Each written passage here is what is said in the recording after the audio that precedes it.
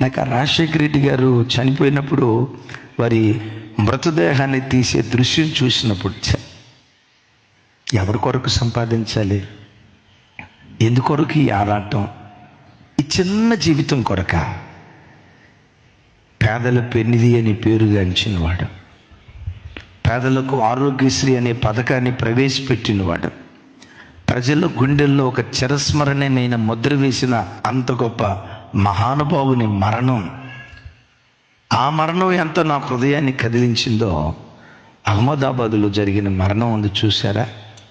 వాళ్ళ మృత కళేబరాలు తీస్తూ ఉంటే చికెన్ బాగా ఉడికిపోయింది అనుకో, కోడిగా బాగా ఉడకబెట్టారు, బాగా మిగల ఉడికిందనుకో, ఆ చికెన్ని బయటకు తీసేటప్పుడు పీసులుగా ఊడొస్తుంది చూసారా?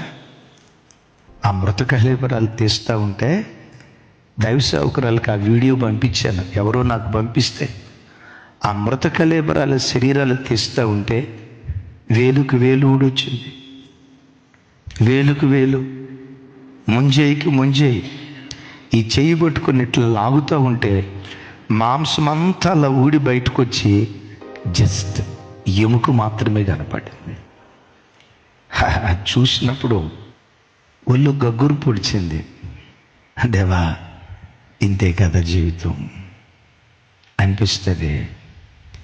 ఎప్పుడు మా మరణదినం ఉందో మాకు తెలియదయ్యా, ఒకే ఒక్కటి నేను కోరుకుంటున్నాం, ఇక్కడ కళ్ళు మూస్తే పరలోకంలో కళ్ళు తెరిచే భాగ్యం మాకు దయచేయ్యా. ఇంతకు మించి నీ దగ్గర నుంచి మేమేమీ కోరుకోమయ్యా.